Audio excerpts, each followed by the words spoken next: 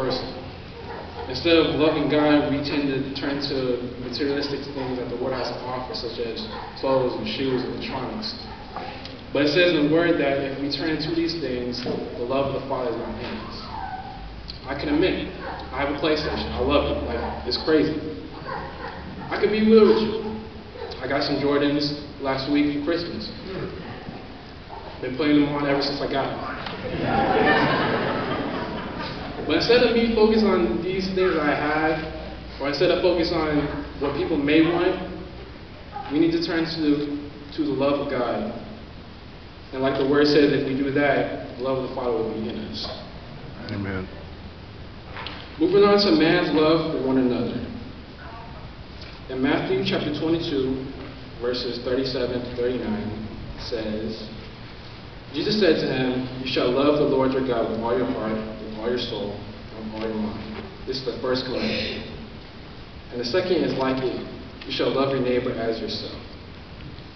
Thinking back and thinking, how can I put this in the sermonette as far as me telling you guys an example of how I help my neighbor or help someone who is in need.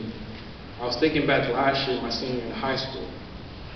As graduation was approaching, with addition to the festivities that comes before, such as grad night and prom, many students were trying to find out a solution in order to pay off the funds that were included.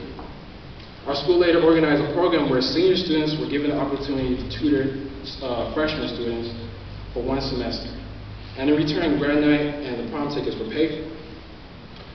Once I was a part of this program, in the beginning, my mind was only focused on the opportunity of receiving a free ticket instead of focusing on the opportunity of helping those in need.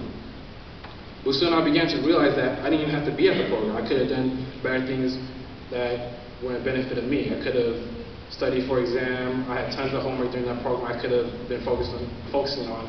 But instead, my focus was giving the opportunity to help those that needed help. And by helping the students that were younger than me, it reflects the love as we as Seventh-day Adventists must show to our neighbors.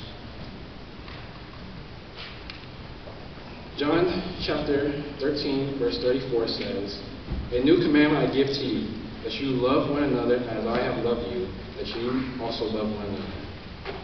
Thinking about how we should love one another and how we should look out for our neighbors, a story that always comes to mind is the story of the Good Samaritan. Turn with me, church, to